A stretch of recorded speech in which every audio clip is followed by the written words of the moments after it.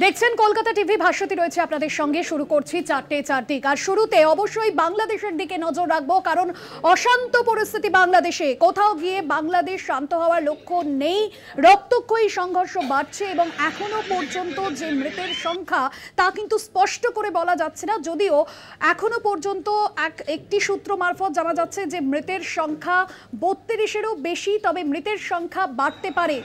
বন্ধ রয়েছে ইন্টারনেট পরিষেবা। সরকারি চাকরির সংরক্ষণে সংস্কারের দাবিতে অশান্ত পরিস্থিতি বাংলাদেশে। মৃতের সংখ্যা এখনো পর্যন্ত বেড়ে দাঁড়িয়েছে 30-এরও বেশি। শুক্রবারও কিন্তু এই পরিস্থিতি উত্তপ্ত এবং অশান্তির আবহে সেখানকার ট্রেন পরিষেবা পুরোপুরি বন্ধ করে দেওয়া হয়েছে। অন্যদিকে এই সংস্কার আন্দোলন ঘিরে সংঘর্ষের জেরে ঢাকার রামপুরা বাড্ডা এলাকায় এখনো পর্যন্ত আরও বেশ কয়েকজনের মৃত্যু হয়েছে বলে দাবি। এবং গত কয়েকদিন ধরে যে সংঘর্ষ চলছে বাংলাদেশে, যে পরিস্থিতি তৈরি হয়েছে, সেখানে কিন্তু যথেষ্টই প্রভাব পড়ছে গোটা বাংলাদেশের রাজধানী ঢাকা সহ বিভিন্ন জায়গায় এখনো পর্যন্ত অশান্ত পরিস্থিতি বজায় রয়েছে। আপনাদের জানিয়ে রাখবো, বিভিন্ন জায়গায় ট্রেন পরিষেবাও কিন্তু বন্ধ। অন্যদিকে হিংসা কবলিত বাংলাদেশে যে পরিস্থিতি তৈরি হয়েছে হাতের বাইরে চলে যাচ্ছে এবং কোনোভাবে বাংলাদেশে যে রক্তক্ষয়ী সংঘর্ষ, সেই সংঘর্ষ কিন্তু নিয়ন্ত্রণ করা যাচ্ছে না। উত্তাল পরিস্থিতি বাংলাদেশে। বন্ধ ইন্টারনেট, সরকারি চ্যানেল, কোটা বিরোধী ছাত্র আন্দোলনে এখনো পর্যন্ত মৃতের সংখ্যা বাড়ছে। নিউজরুম থেকে রয়েছেন আমার সহকর্মী ঋষিকেশ। বাংলাদেশে যে পরিস্থিতি তৈরি হচ্ছে এবং কোথাও গিয়ে এখনো পর্যন্ত কোনোভাবেই রক্তক্ষয়ী সংঘর্ষ থামার লক্ষণ নেই, অশান্ত পরিস্থিতি থামানো কোনোভাবেই যাচ্ছে না। বাংলাদেশের পরিস্থিতি কোন জায়গায় দাঁড়িয়ে, কি পরিস্থিতি এখনকার? কারণ এখন ইন্টারনেট পরিষেবাও কিন্তু বন্ধ হয়ে গিয়েছে। একদমই ভাষাতে এক কথা বলতে গেলে কমপ্লিট শাটডাউন বাংলাদেশে চলছে, কারণ 48টি জায়গাতে কিন্তু বিক্ষোভ, প্রতিবাদ, অশান্তি চলছে। পাশাপাশি আজকে নতুন করে আরও 3 জনের মৃত্যু হয়েছে বলে জানা যাচ্ছে। ঢাকার রামপুরা বাড্ডা এলাকায় 3 ব্যক্তি নিহত হয়েছে, আব্দুল গনি, রাকিব এবং রাসেল। আর বিভিন্ন জায়গাতেই এই বিক্ষোভ প্রতিবাদ চলছে। ইন্টারনেট পরিষেবা যেমন বন্ধ করে দেওয়া হচ্ছে, পাশাপাশি রেল পরিষেবাও পুরোপুরি বন্ধ করে দেওয়া হয়েছে। মেট্রো পরিষেবাও আর কিছুক্ষণ পর থেকে বন্ধ করে দেওয়া হবে বলে জানিয়েছে। কারণ এক্ষেত্রে রেল কর্তৃপক্ষের বক্তব্য যে আন্দোলনকারীরা এই রেলের মাধ্যমে বিভিন্ন জায়গায়, এক জায়গা থেকে আরেক জায়গায় চলে যাচ্ছে, ফলত এক জায়গায় বিক্ষোভ থামলেও আরেক জায়গায় গিয়ে বিক্ষোভ প্রতিবাদ শুরু হয়ে যাচ্ছে। যে কারণেই তারা কিন্তু এই রেল পরিষেবাটাকে বন্ধ করে দিয়েছে বাংলাদেশ প্রশাসন। এর পাশাপাশি সরকারের পক্ষ থেকে সেখানকার আইনমন্ত্রী এই বিক্ষোভরত পড়ুয়াদেরকে বৈঠকে ডেকেছেন, আলোচনায় ডেকেছেন, কিন্তু কোনোভাবেই পড়ুয়ারা আলোচনায় বসবেন না বলে জানিয়ে দিয়েছেন। কারণ তাদের বক্তব্য, বন্দুকের নলের সামনে কোনোভাবেই আলোচনা হতে পারে না। তাদের আরও বক্তব্য যে মাত্র 2 দিন আগেই তো শেখ হাসিনা তিনি বক্তব্য রেখেছিলেন সাধারণ মানুষের উদ্দেশ্যে, জাতির উদ্দেশ্যে ভাষণ দিয়েছিলেন, তখন কেন আলোচনায় ডাকা হলো না? এতটা দেরি কেন করা হলো আলোচনায় ডাকার জন্য পড়ুয়াদেরকে? যদি আগে ডাকা হতো তাহলে তো এত সংখ্যক মানুষের মৃত্যু হতো না। তুমি যেমনটা বলছিলে যে ইন্টারনেট পরিষেবা বন্ধ করে দেওয়া হয়েছে, পাশাপাশি এই ইন্টারনেট পরিষেবা বন্ধ করে দেওয়াতে সমস্যাও হচ্ছে, সেখানে ব্যাংকিং পরিষেবাতে কিছুটা সমস্যা হচ্ছে। যদিও কোথাও কোথাও আবার ইন্টারনেট পরিষেবা দেওয়া হয়েছিল, তাতে কিছুটা কাজ করা হয়েছে, কিন্তু সেখানকার পড়ুয়াদের বক্তব্য যদি আরও অশান্তি না চান তাহলে দ্রুত ইন্টারনেট পরিষেবা চালু করে দেওয়া হোক। কিন্তু কোনোভাবেই এই যে আন্দোলন পড়ুয়াদের, সেই আন্দোলনকে কোনোভাবেই দমন তো করাই যাচ্ছে না, বাগেও আনতে পারছে না বাংলাদেশ প্রশাসন। ভাস্বতী। একদমই ঋষিকেশ, এবং সেই জায়গা থেকে এখনো পর্যন্ত প্রশাসনের কি বক্তব্য? পরিস্থিতি কি কোনোভাবে নিয়ন্ত্রণে আসবে? যে পরিস্থিতি ইতিমধ্যেই তৈরি হয়েছে, যেমনটা তুমি বলছিলে, পড়ুয়াদের সঙ্গে পুলিশের খণ্ডযুদ্ধ, বাংলাদেশে একাধিক রাস্তা, তো অশান্ত পরিস্থিতি। একদমই, শুধুমাত্র পুলিশ নয়, পুলিশ, র্যাব এবং সেখানকার যে সেনাবাহিনী, বিডিআর, তারাও নেমেছে। পাশাপাশি আরও যেটা সমস্যা ঘোরালো হয়ে উঠছে এই কারণে যে আওয়ামী লীগের যে 2 ছাত্র সংগঠন, যে ছাত্র লীগ এবং অর্থাৎ এই যে স্টুডেন্ট উইংস, তারাও কিন্তু এই আন্দোলন, অর্থাৎ যারা এই সংরক্ষণ বিরোধী আন্দোলন করছেন তাদের বিরুদ্ধে ময়দানে নেমে পড়েছে। ফলত কোথাও গিয়ে সরকারি দল, সরকারের যে সমস্ত নিরাপত্তা যে সংস্থাগুলো রয়েছে, অর্থাৎ সেনাবাহিনী, পুলিশ, তারা প্রত্যেকে যেমন রয়েছে, পাশাপাশি এই ছাত্রলীগ তারাও কিন্তু এই বিরোধীদের, অর্থাৎ যারা পড়ুয়ারা রয়েছে তাদের বিরুদ্ধে আন্দোলন নেমেছে। ফলত বিভিন্ন বিশ্ববিদ্যালয়, বিভিন্ন জায়গাতেই কিন্তু একটা রক্তক্ষয়ী সংঘর্ষের ছবি দেখা যাচ্ছে। মৃতের সংখ্যা প্রত্যেক দিনই লাফিয়ে লাফিয়ে বাড়ছে, কিন্তু কোনোভাবেই এই যে আন্দোলন, প্রতিবাদ, বিক্ষোভ, তাকে কন্ট্রোল করতে পারছে না বাংলাদেশ প্রশাসন। একদমই ধন্যবাদ জানাবো ঋষিকেশ। আমার সঙ্গে ছিলেন আমার সহকর্মী ঋষিকেশ।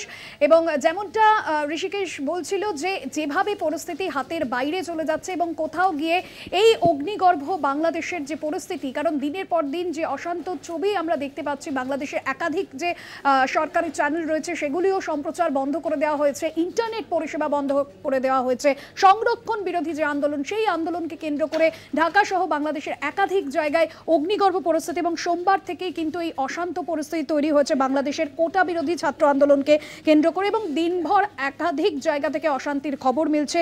সংবাদ মাধ্যম বাংলাদেশে, সেই সংবাদ মাধ্যমও কিন্তু আক্রান্ত হয়েছে, কোথাও গিয়ে গণতন্ত্রের কণ্ঠরোধ করা হচ্ছে এবং একটি টেলিভিশন চ্যানেলের সম্প্রচারও বন্ধ করে দেওয়া হয়েছে। মোবাইল ইন্টারনেট বন্ধের প্রতিবাদে কিন্তু বৃহস্পতিবার সন্ধে থেকে বিভিন্ন জায়গায় আমরা দেখেছি বিক্ষোভের ছবি। পরিস্থিতি সামাল দিতে পুলিশের তরফে যেরকম একাধিক পদক্ষেপ নেওয়া হয়েছে, বিভিন্ন জায়গায় পুলিশের তরফে গুলি চালানো হয়েছে। আজ রাজধানীর রামপুরা বাড্ডা এলাকায় মৃত্যু হয়েছে আরও 3 জন ব্যক্তির।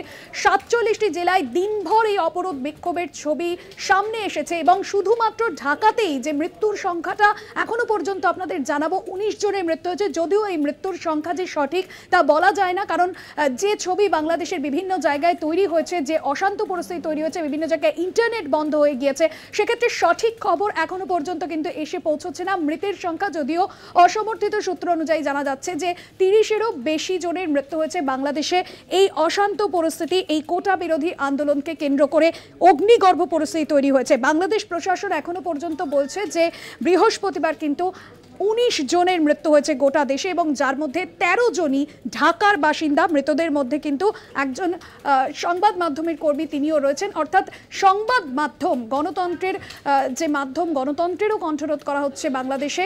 এবং আজ রাজধানীর বেশ কিছু জায়গায় অবরোধ বিক্ষোভ চলছে। কোনোভাবে পড়ুয়া পুলিশের মধ্যে এই অবরোধ বিক্ষোভ পরিস্থিতি প্রশাসন কোনোভাবেই নিয়ন্ত্রণ করতে পারছে না। সংরক্ষণ বিরোধী আন্দোলনকে কেন্দ্র করে অগ্নিগর্ভ পরিস্থিতি বাংলাদেশে। আজ রাজধানীর রামপুরা বাড্ডা এলাকায় মৃত্যু হয়েছে আরও 3 জন ব্যক্তি। ঢাকা ছাড়াও দেশের 47টি জেলায় বৃহস্পতিবার দিনভর বিক্ষোভের ছবি দেখা গিয়েছে। অবরোধ, গুলি, পাল্টা গুলি, পুলিশের হামলা, সংঘাতের ঘটনা ঘটেছে শুধু ঢাকাতেই 19 জনের মৃত্যু হয়েছে। অন্যদিকে চট্টগ্রাম, নরসিংদী, মাদারীপুর, সিলেট, রংপুরেও অনেকের মৃত্যু হয়েছে, আহত হয়েছেন অন্তত 1,500 মানুষ। ইন্টারনেট পরিষেবা বন্ধ করা হয়েছে, বিটিভির সম্প্রচার বন্ধ রাখা হয়েছে। সরকারি বেসরকারি স্কুল, কলেজ, অফিস সহ সমস্ত যে শিক্ষা প্রতিষ্ঠান বন্ধ রাখা হয়েছে। হাজার হাজার পড়ুয়ারা তারা হোস্টেল ছেড়ে নিজেদের বাড়িতে ফিরতে শুরু করেছেন। সারা দেশে সর্বাত্মক অবরোধ কর্মসূচি চলবে বলে জানিয়েছেন ছাত্র আন্দোলনের নেতা আসিফ মাহমুদ। সব ধরনের সভা, সমাবেশ, মিছিল নিষিদ্ধ ঘোষণা করা হয়েছে। অর্থাৎ বাংলাদেশ প্রশাসন তারা জানাচ্ছে যে আজ বেশ কয়েকজনের মৃত্যু হয়েছে এবং যেখানে কিন্তু 10-এরও বেশি বাসিন্দা তারা ঢাকার। আপনাদের জানাবো মৃতদের মধ্যে কিন্তু একজন সংবাদ মাধ্যমে কর্মরত ব্যক্তিও রয়েছেন। অন্যদিকে পুলিশ কর্মী এবং আন্দোলনকারীরা যেভাবে এই অশান্ত পরিস্থিতি তৈরি হয়েছে, সেক্ষেত্রে এই বাংলাদেশে যে পরিস্থিতি এই মুহূর্তে, মৃতের সংখ্যা আরও বাড়তে পারে এমনটাই কিন্তু জানা যাচ্ছে।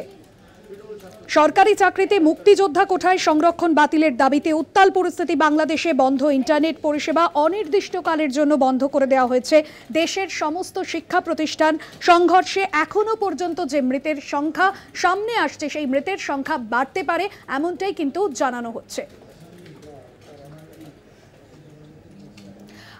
আন্তর্জাতিক সম্পর্ক বিশেষজ্ঞ রাজাগোপাল ধর চক্রবর্তী রয়েছেন এই মুহূর্তে আমাদের সঙ্গে ফোন লাইনে। আপনাকে স্বাগত কলকাতা টিভিতে। রাজাগোপাল বাবু, যেভাবে বাংলাদেশের পরিস্থিতি হাতের বাইরে চলে যাচ্ছে, কোনোভাবে সেই পরিস্থিতিকে নিয়ন্ত্রণে আনা যাচ্ছে না এবং একটি সংবাদ মাধ্যম, সেই সংবাদ মাধ্যম বন্ধ করে দেওয়া হয়েছে, গণতন্ত্রের কণ্ঠরোধ করা হচ্ছে, সংবাদ মাধ্যমের কর্মীরা আক্রান্ত হচ্ছে, আগামী দিনে বাংলাদেশের পরিস্থিতি কোন জায়গায় যেতে চলছে কি বলবেন, আপনার কি ব্যাখ্যা?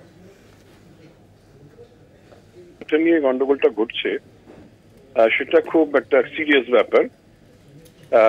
72 সালে 71 যুদ্ধের পরে, 72 স্বাধীনতার পরে তারা ঠিক করে যে যারা স্বাধীনতায় অংশগ্রহণ করেছে তাদের ছেলেপুলেরা বা তাদের পরিচিতরা তারা রিজার্ভেশন থাকবে।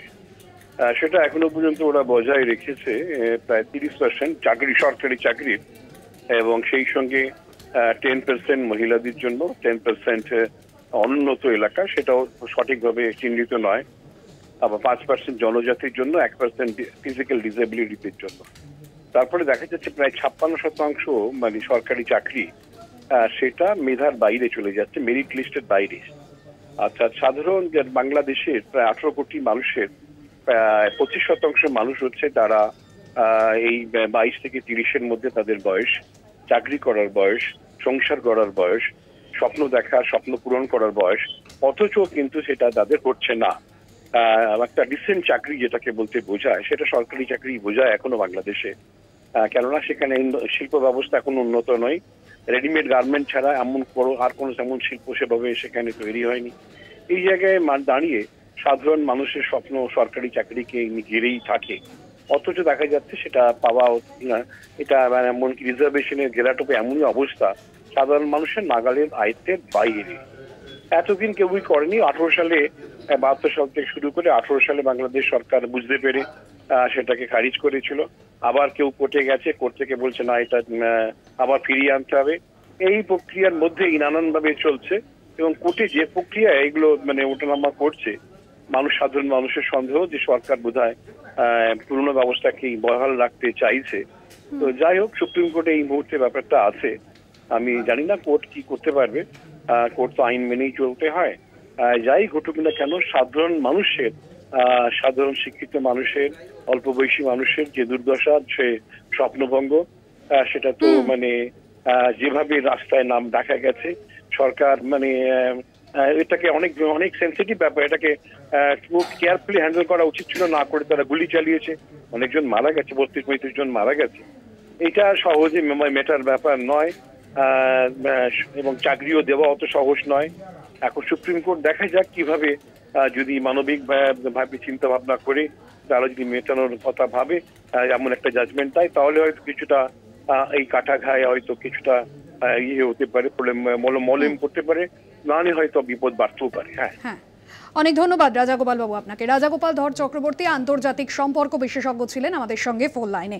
পরিস্থিতি সম্পূর্ণ হাতের বাইরে, অশান্ত বাংলাদেশ, সারা বাংলাদেশ জুড়ে রীতিমতো আগুন জ্বলছে, কোটা সংস্কার আন্দোলনের আগুন। বাংলাদেশের একাধিক সংবাদ মাধ্যমে এখনো পর্যন্ত যে খবর যে 30-এরও বেশি মানুষের মৃত্যু হয়েছে এবং সব থেকে বেশি যে মৃতের সংখ্যা তারা সকলেই কিন্তু ঢাকার বাসিন্দা এবং মর্মান্তিকভাবে গুলিবিদ্ধ হয়েও অনেকে প্রাণ হারিয়েছেন। সমাজ মাধ্যমে সেই সমস্ত ভিডিও ফুটেজ কিন্তু সামনে এসেছে এবং সেই ছবি কিন্তু যথেষ্টই উদ্বেগের, কারণ বাংলাদেশে যে পরিস্থিতি গত 48 ঘন্টায় রণক্ষেত্রের চেহারা নিয়েছে।